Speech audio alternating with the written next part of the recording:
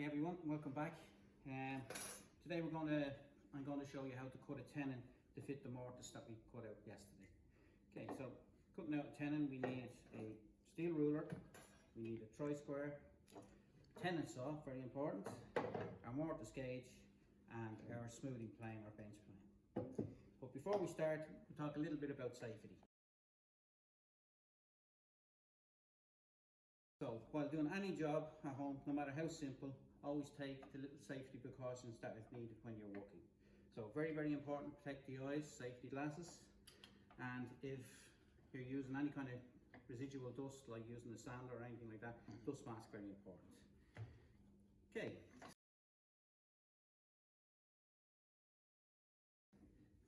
Okay, we're marking out. So when we're starting the tenon, always allow 10 millimeters waste that can be cut off later. Okay, so we mark in 10 millimeters.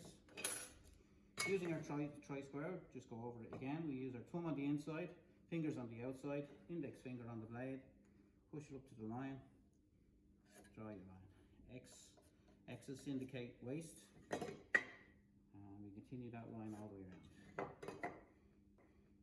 Again, make sure there's no gap between the tri-square and the timber, otherwise you get a crooked line and the lines won't match up on the far side. So as you see, the lines matching up on the far side. Now, rather than measuring the width of the tenon, we're going to use the thickness of the timber that the tenon is going through to mark our tenon. Again, same method, thumb on the inside, fingers on the outside, index finger on the top, slide it up to your mark and draw your line all the way around. Now remember, when you're working with timber, it's important to remember that you work from both sides all the time, and this stops the timber from bursting, the grain from bursting out on the far side. Now we take our mortise gauge and we have it set from yesterday. No, it's not set from yesterday, so we just adjustment here. Reset my mortise gauge to our mortise from yesterday, and we draw in our tenon. Now remember, have the point of the mortise gauge, the pins facing you, pivot it around till it hits the line, and at the same time as pushing it in, push it forward, draw in your lines down with the pencil. So now when you're going across the end grain, always lean it over the end of the bench so that your mortise gauge doesn't hit the bench. And the same on the far side, again, pivot it around. Very important to pivot it, because otherwise you'll dig the pins in too deep into the wood.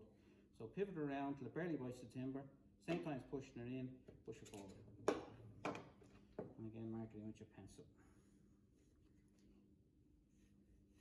Now, we mark our waist on the outside, indicated by X's, like so. And it's the part in the middle that we want to keep. Okay, we place it in the vise at whatever height is suitable to yourself. And we're going to use a thing called the 3 guideline method. When you're cutting down along the grain with a tenon saw, the saw will try to follow the grain of the wood. So we want to prevent that from happening. So we're going to use 3 guidelines. Now, when holding the tenon saw, the index finger must be placed on the outside, and this can control the left and right movement of the blade.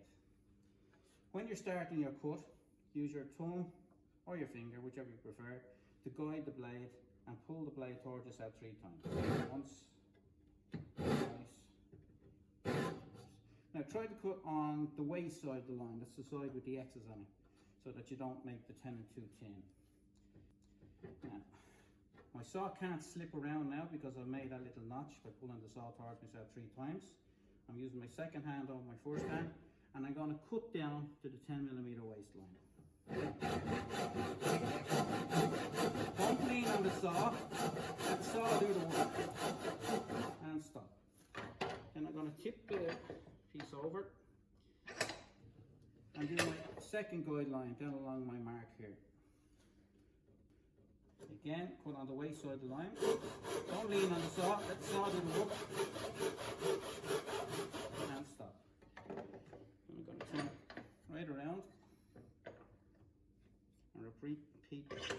process our third guideline.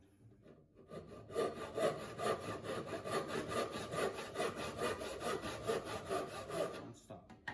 Now, the 3 guidelines cut, I straighten the piece of timber back up in the vise, and I'm ready to cut straight down.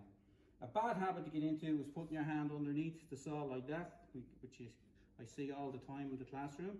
Okay, use your second hand over your first hand, and therefore if the saw slips, you won't get your hand.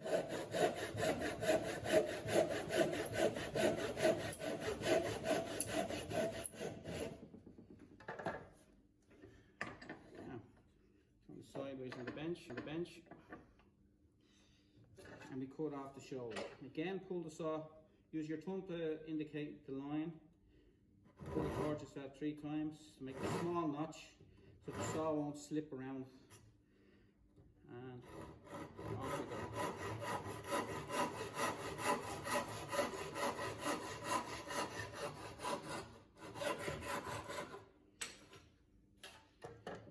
And as you can see, nice straight cut all the way down along. So you repeat the process to cut the next shoulder off. Again, put her in the vise. I'm going to cut down again to the 10mm waistline. So pull the saw torches out 3 times, using your finger to guide the blade. Once, twice, 3 times. Slowly bring the saw down. And cut down to the 10mm waistline. Tilt the piece of timber over at an angle. Cut your second guideline. Again, cutting on the waist side of the line, the side with the extra.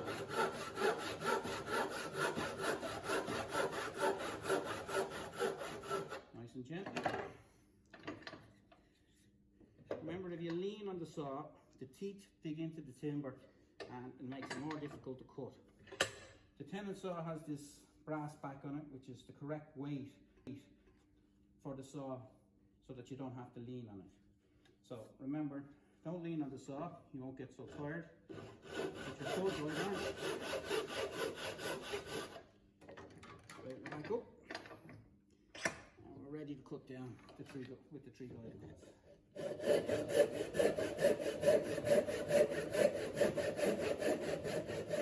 Now stop.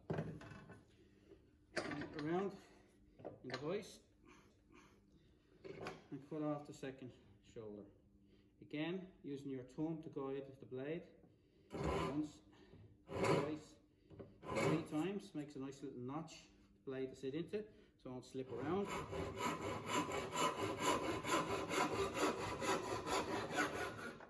And there we go. And that's our tenon completed. That's our tenon cut out now. So let's try and put these 2 pieces together. See how they look. So, there you go. There we go, nice fit. Now, I have 2 wedges I've left here somewhere. We'll finish off the job. I've cut these out in mahogany, which is a darker timber. I'm going to place these wedges on either side. And this makes the tenon extremely strong, even without glue. Now make sure you tap each one alternatively. If you hit one of them in too far, then you don't leave enough room for the second one. And there we go. So we then cut off the waist with our tenon saw.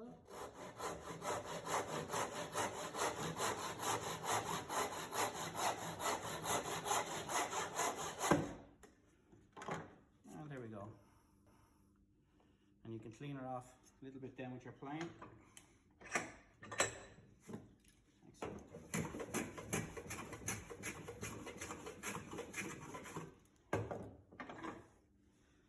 Now you can see the little wedges.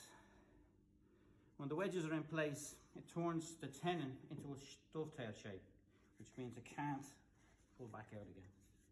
Okay, even without a bit of glue. In demonstration here, you can see here, it's almost impossible even without glue to pull it apart. Now, that is a mortise and tenon joint. Mortise and tenon joint is the most widely used joint in woodwork. I'll give you an example here. Example I had yesterday on a trestle leg. So as we can see here, we have our mortise and our tenon running through, and our two wedges holding in place. And as you can see from the front, it gives a nice, really smooth finish to the job. Other examples are here in the projects done by the guys. We have a coffee table, and the mortise is in the leg, the tenon is in the rail, and it goes two directions. Now we should be able to see one. Partly made section of a table for the level 3, and you can see where the mortise is done. You see where the tenon is in place, but the mortise is on right angles to the mortise on the other rail, so that when you're putting the table together,